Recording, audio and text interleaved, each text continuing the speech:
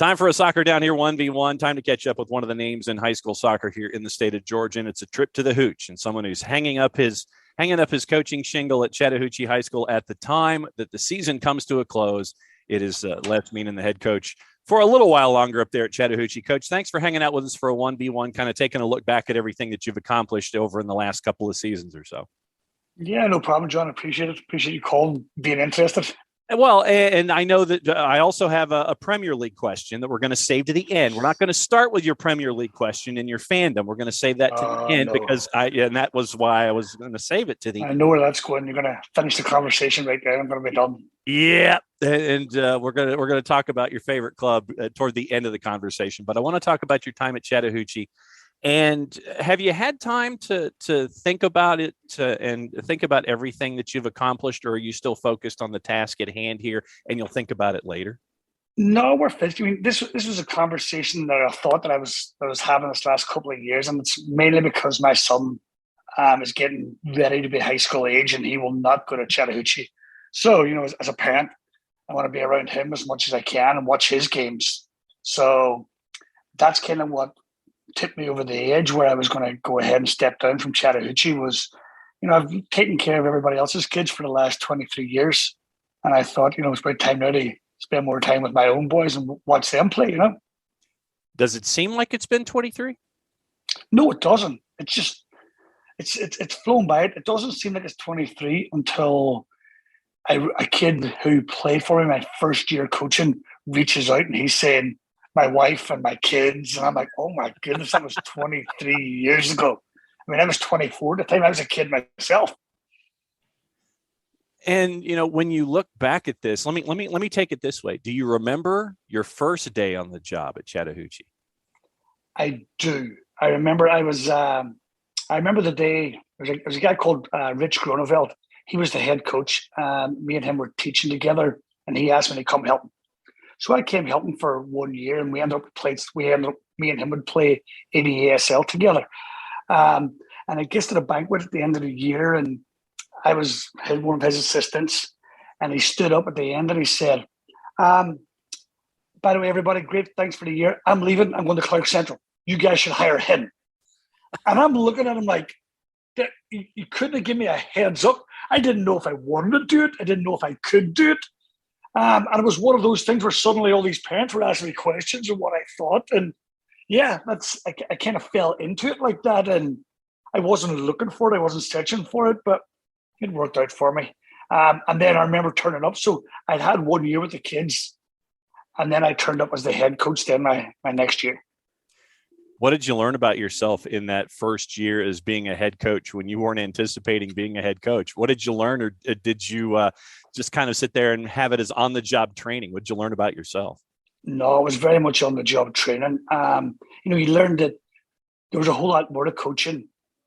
Being not being from this country, it was very, very strange for me to get my head around the whole state championship and, region playoffs and things like this. I didn't understand it a whole lot. So I was learning on the job at that.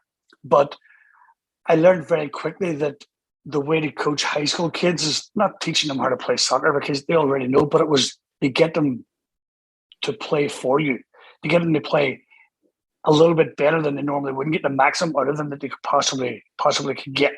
And I think, that's something I learned really, really early. And that's something that I think I've kept the whole time I've been coaching. Was that your biggest adjustment, getting used to on this side of the Atlantic, the whole idea of non-region play, region play, brackets, championships, quarters and semis and all that kind of stuff? Yes. And I think if I had understood it better in my earlier years, I may have coached a little bit differently. As I've been coaching for a few years, I started realizing, okay, this is about winning games. This is not about teaching the kids to play soccer. This is about getting results. And this is about, I remember the first time I made it to the state championship final. And I was still in the mind where it was very fair. I wanted to give kids their equal playing time. And, I think now if I had to look back and had that over again, I might have done it a little differently. Somebody might have been sacrificed in order to try and win the game at that point in time. But I thought I was teaching lessons for young men and they were going to learn to be fair and to be helpful with each other. And, I think it was a bigger picture than just soccer going on. I still believe that, but I still like to win games now. How difficult a balance is that? Because, as a coach with younger men, the 15 to 18, 14 to 17, what have you. I mean, it seems like that's a delicate balance in trying to have the game being learned, trying to advance them to that next stage of both learning and playing, but at the same time trying to chase after championships. I mean, it seems like that's a delicate balance. It is, and I think the coaches that I looked up to when I first started playing, there was Neil Broom from Lassiter. He's fantastic. He's one that I always remember. No matter what happened, he always took me to the side and talked to me about things I was doing right and things I was doing wrong, and I just thought he was marvelous. But yeah, it's difficult because I'm emotional and I get invested with the kids that play for me, and I want them to do the best. And sometimes a lesson has to be learned, and the lesson has to be that somebody's better than you, and I'm sorry you have to sit the bench. I like to think, I like to hope that those lessons carry through to life. Life's not always you're just going to get whatever you want just by sitting there. You've got to actually go look for it and ask for it. So, yeah, I hope those lessons have been learned, but it was really, really tough for me to switch over and say, right now, this part of the season is about winning. It's not about giving you your chance. How long did it take you to learn that lesson yourself, or is it still something that you're still learning today and having to remind yourself of? I totally remind myself all the time. I need to remind it. At the beginning of this high school season, you're trying to figure out the identity of the team. I've got an image in my head as when I walk in, this is what I think we're going to do. But inevitably, you find somebody who's new or somebody who can change your formation, or your formation doesn't work well. And then you change it through that. So, yeah, we figure it out as we go along. How has the game in and of itself changed over the last 2 decades that you've been on the touchline, or has it changed all that much? Yeah, it has. It's changed. It's become very expensive. Club soccer. I've gone through the whole DA. Now we're doing the MLS next, where the kids aren't getting to play. I was here whenever it was Georgia soccer, and it was Classic 1, 2, 3, and 4. So I think the shame of it is that those things are taken away from kids playing high school. They're saying DA, you can't play high school, and then it was now MLS next, you can't play high school. As far as being on the field, I don't know. I think I've just grown up a little bit and watched more and more soccer and talked to more and more coaches and trying to figure out new formations and new plans. It was a 4-4-2 at the beginning, and it was with a sweeper. And now that's changed. So we had to figure out, and it was because I had 2 center backs who could play soccer. So it was like, so now we play flat because of this. And then I had 2 fullbacks that could attack. And it was like, wow, okay. So now I can send Mitch Lurie up one side, Tucker Coons up the other side. And, this is incredible. So it changes, and the personnel that you have changes how you coach and how you adapt to different things. So if you were king for a day, and this is a question that I like to ask coaches that are either changing locations or who have been in the game for more than a day and a half or so. You're the kingmaker. You're in charge of the rule book that we understand is very, very flexible. How would you address the issues that you have with the game today if you were the one who is in charge of everything? You're the grand exalted poobah of the sport. How would you change what you think is wrong? Oh, I don't know. I don't know. I think it would be, I think I get the principle behind the Development Academy. I get the principle behind the best team in Georgia, where they can not charge fees, where they can attract truly, really the best players. The best players would make up every age group. There would be 18 kids. I'm okay with that. I'm okay with the best kids going and chasing their dreams and working with coaches and working with good players and traveling to tournaments. And if that's what you want, is to go and chase your professional contract, or you want to go to play in the MLS, then I get that. But I wouldn't have much competition for high school. High school's a beautiful thing. I've coached club for 16 years. I did ODP when I was in Indiana before I came here. But high school is special whenever you get to play in front of your classmates and it's a Friday night and it's under the lights and you hear the national anthem and you're standing, you're nervous and you're jumpy. It's nice, and I hope for my kids that they get to experience some of the great nights that I had on the touchline. That's one thing I wish, is that everybody could be part of it. And yeah, I think that's what I would change. I would have one team, and they would be maybe MLS directed and MLS organized, and I think everybody else would have the opportunity to go play high school. You mentioned the vibe and the attitude that we see when it comes to the derbies that are attached to the high school game in and of itself, because you and I both know that Chattahoochee, Johns Creek, and that whole area, we know that there are derbies there that are locked in. What else is right with the game today? Since we talked about how you would address what might be wrong with it, what else is right and good about the game that you've been able to see over the last 2 decades? I think a lot of the American players going to Europe, proving themselves in Europe. I think that's been a big plus for American soccer. I like the fact that high schools seem to do the games really, really well. That's something that's very, very different in Europe. I remember a few years ago when they go into Sprayberry, and we're warming up. I can't find the team anywhere. I don't know where the Sprayberry team are, what they're doing. And then suddenly the lights dim down, and then they come on, and there's spotlights, and these Sprayberry kids come running out of a tunnel. And I mean, they're running like somebody's chasing them. And they're all giants, and they're all fast. And I'm watching this, and I'm going, oh my God, we are going to get murdered tonight. This is awful. And it was, things like that was really impressive. I was like, should we do that at Chattahoochee? Is that intimidating enough? Is it some? So things like that are really cool. I love the fact that the kids get to wear their T-shirts at school. I love the fact that they're part of a team and part of a club. I think everybody should be part of something at the school. Maybe not soccer, but everybody should be part of something, definitely. And it makes you proud. And once you invest in the community, then you feel proud of the community, and you want to give back to the community, and you're proud of other sports and other accomplishments made within your school. So I must say, I really do have a soft spot for the school teams. So, as you look back on your career, I asked you about your first day. Do you remember your first win?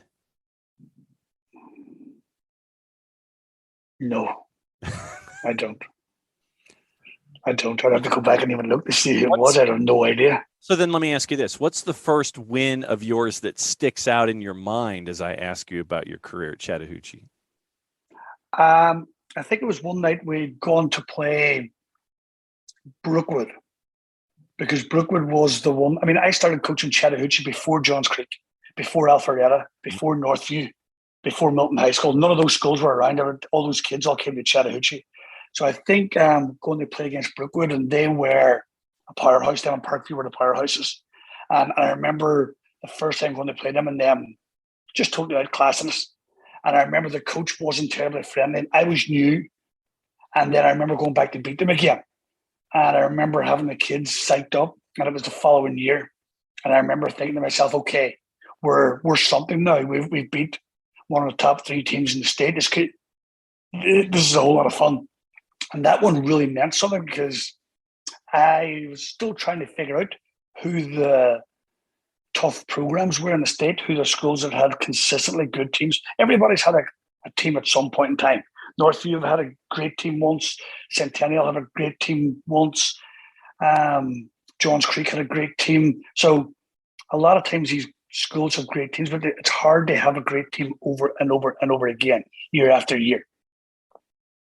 So then how does that happen? How do you make sure that with all of the things that you're having to balance, winning and players and depth and seniority and talent and all of these things, what's the key to consistency in your mind, especially at the high school level? I think the key is exactly that. It's consistency. It's same expectations for the kids. I've always treated the players, or I think I've always treated the players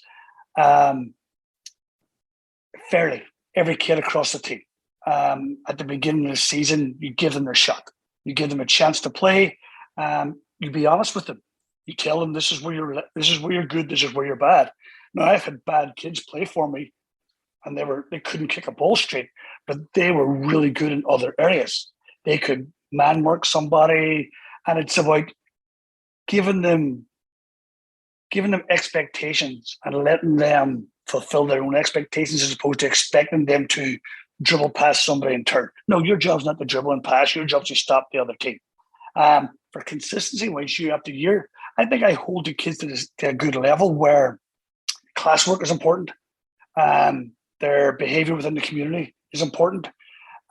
So their fitness is important. So when they come up and they're watching the upperclassmen, they start to realize, okay, this is what it takes for me to get on that team. So by the time they come to be a junior, sophomore, junior, senior, and they're starting to play a little bit of varsity, then they know exactly what is expected of them and what's going to be tolerated and what's not going to be tolerated.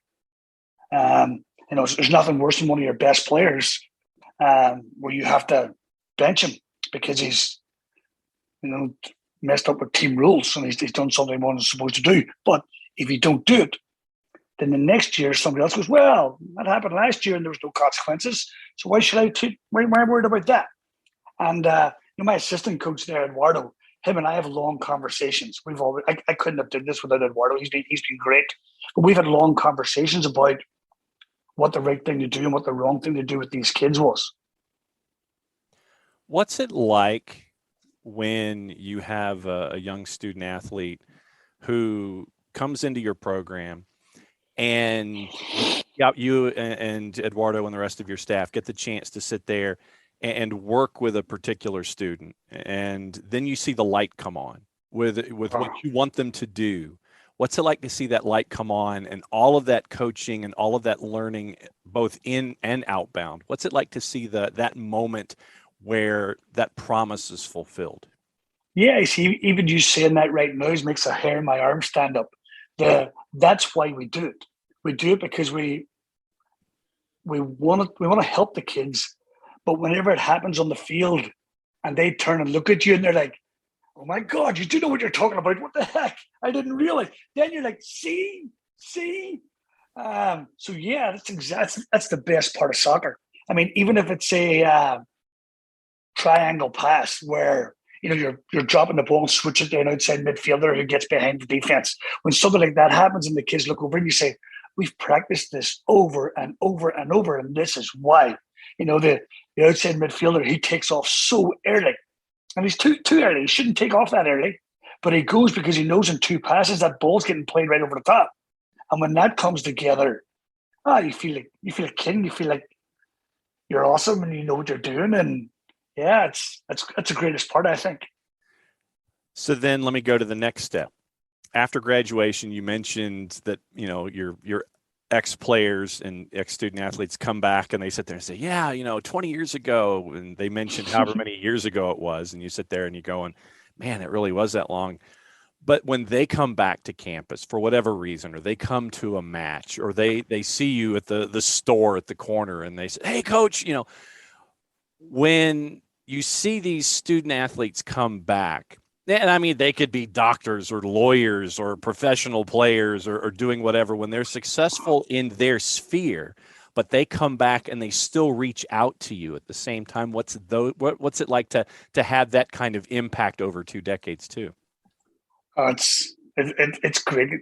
The sad part is they change so much. I've got an image of them when they leave me. I'm like, okay, you're 18 years of age and you're getting ready to go take on the world. And then when they come back, they've got kids and they're married and stuff like that. But seeing them, just recently reading the comments on Facebook that the kids are putting in memories that they have, it's marvelous. It's fantastic. We played Johns Creek the other night, and Johns Creek were incredible, and they beat us up, and they were just better than we were. But Mikey Janowitz, whose older brother won state with me in 2011, and Mikey won with me in 2017 and 2018. He came to the game. We got our butts kicked. He waited, came across the field at the end, and I'm like, who is this kid? And he comes across, and he's like, Coach, I could have got a white t-shirt. I could have played for you guys tonight. I'm like, you're 21 years of age. And he's like, Coach, I so wanted to come play. I really could have helped you. And it's just lovely. It's lovely that he came to watch. It's lovely that, he waited around until everybody was left. He knew I was going to be sad. He knew I was going to be mad, but he wanted to come over and say hi to me. So things like that, it's great. It's the best thing. You think you've had a positive impact on them. And yeah, that was cool. Les Meenan, the outgoing head coach at Chattahoochee Soccer on the boys' side, hanging out with us for a Soccer Down Here 1v1, talking life in the GHSA, Chattahoochee, and other topics too. We'll get to those other topics in just a second. When it comes to legacy, what do you think your legacy is, and how would you like to be remembered for your time there at Chattahoochee? I don't know. Legacy it sounds like a big word. I'm not sure. I'm kind of embarrassed to hear anybody say legacy. But I don't know. I think I would love the kids to have walked away and said, 4 years of high school soccer was the best 4 years of my life. That's the type of thing I'm looking for. Coaching club, I hear kids complain about other high school coaches and other high school teams. And obviously I'm not there, so I don't know if it's true or not, or it's just kids exaggerating. But I would like to think that when they walked away from me, they thought, okay, I learned there was discipline involved.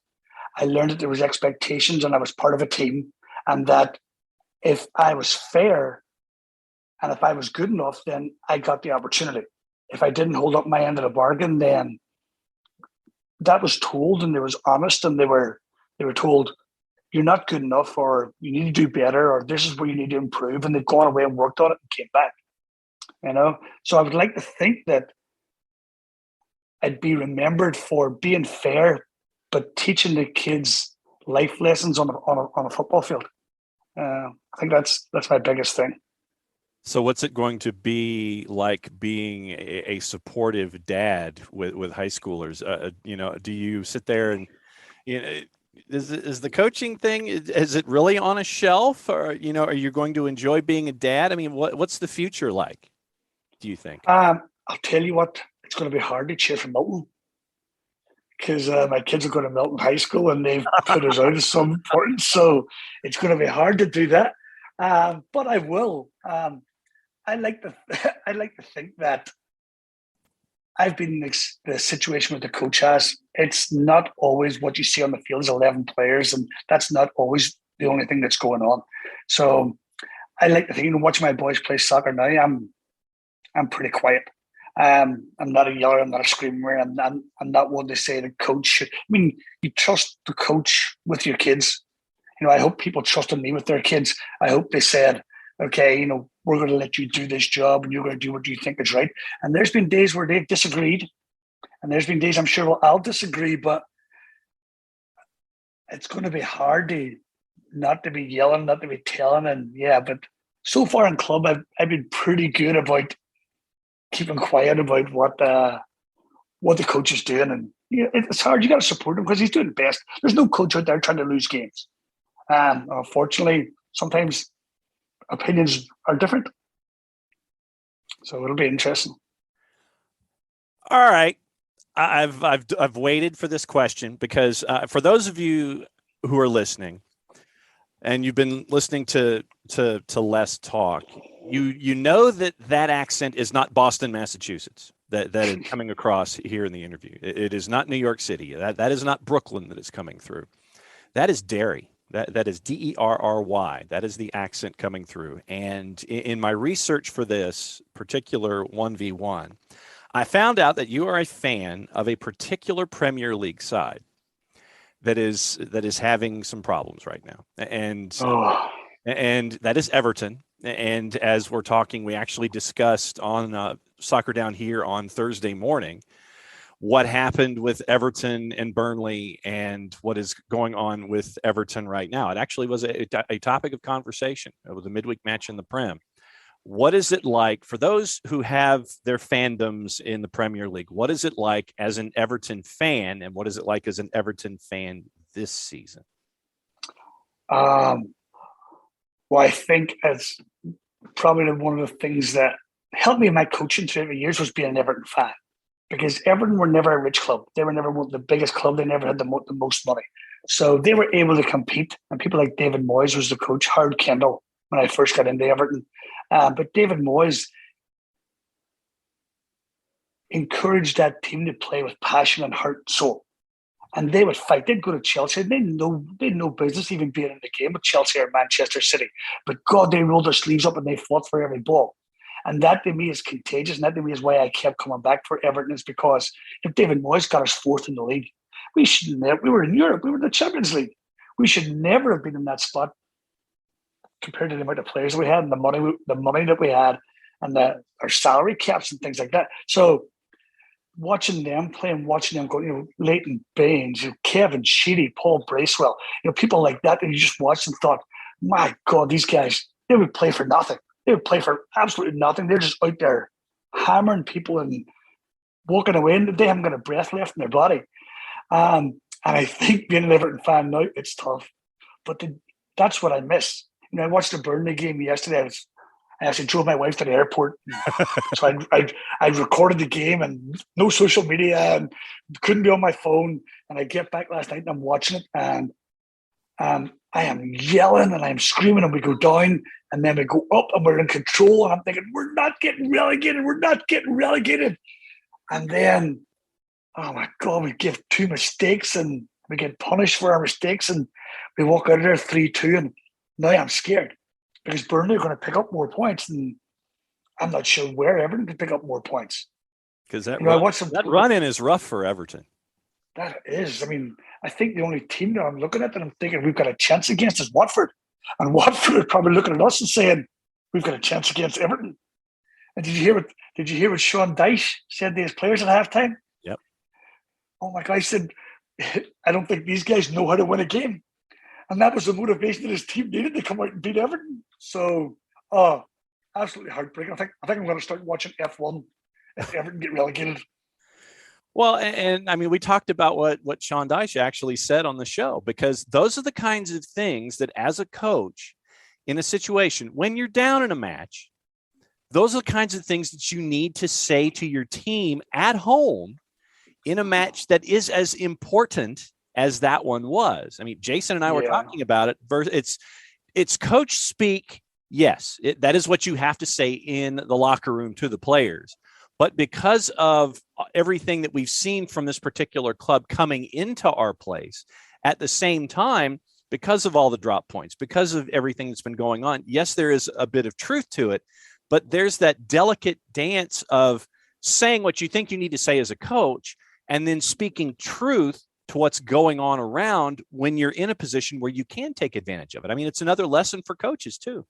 Yeah, and I remember, those coaches, I'd love to be in the locker room. I'd love to hear what Pep says to his players at halftime. I'd love to hear Klopp, even though he's a Liverpool, but he's incredible. It must be incredible. He must be just so inspirational. And I find times, I remember one day coaching against Centennial, and it was a Thursday night before spring break. And it was our last game, and we were, on paper, we were much better. And I remember getting beat at halftime and coming off the field. And I remember kicking water bottles and throwing things and slamming. And I was just, I remember I used a lot of language that I probably shouldn't have used. and I said to those kids, I says, you better enjoy spring break. Because if you don't win this game, you're going to be thinking about how bad it's going to be when you get back. And I said, and that's it. So the bus was parked behind our bench. So I'm like, I don't even want to watch you guys anymore. I said, you guys need to fix it. And I go off and I walk in the bus. And I go sit in the bus. And I'm watching it at the back window. And the game starts. And we're 3-1 up in like 4 minutes. These kids just came out. And it was like, oh my God. So I remember walking off the field with my captain. It was Romy Lincoln, was the captain. And his mother and father came over and they said, great game, thank you so much. And his mom goes, Romy, what did coach say to you guys at halftime? And he goes, Mom, I will never tell you. So yes, sometimes it can be coaches can be a big inspiration. And Sean Dyche, I guess, was yesterday. Frank Lampard wasn't. So are you putting your CV in the ring if something happens, if they end up in the championship? Is it going to be you and Big Dunk next year, you think? Oh, definitely. I'd definitely come over and definitely give it a shot. It'd be great. I just loved to be in the locker room one time to see what it was really like. Just, oh, that'd be great. Well, Coach, this has been fun. And, it's been great to catch up with you. For those that follow high school soccer here in the state of Georgia and here in the Southeast, they know your pedigree. They know what you've been able to do over 2 decades at Chattahoochee, state titles, national recognition, those kinds of things. We're going to miss you on the touchline when it comes to covering high school soccer in the state of Georgia. But, being a dad, that is far more important when you have those opportunities come along. Les Meenan, outgoing head coach at Chattahoochee on the boys' side for soccer. Thank you for everything that you're doing. I'm going to use present tense. Thank you for everything you're doing for high school soccer here in the state of Georgia. 2+ decades at Chattahoochee, and I know that you're hanging up your shingle to be a dad. But thanks for hanging out with us for a 1v1 and letting everybody know what goes on in your mind when it comes to coaching these days. Thanks for hanging out with us for a really cool 1v1. Glad we could catch up. No problem. Thank you. And yeah, I'd like to say thanks to everybody and Eduardo and, my wife and people like that. And yeah, I couldn't have done it without a lot of support. So I'm not up there by myself. There's definitely a lot of people, parents making it easy for me. So yeah, I appreciate all of them as well. And yeah, it was a lot of fun.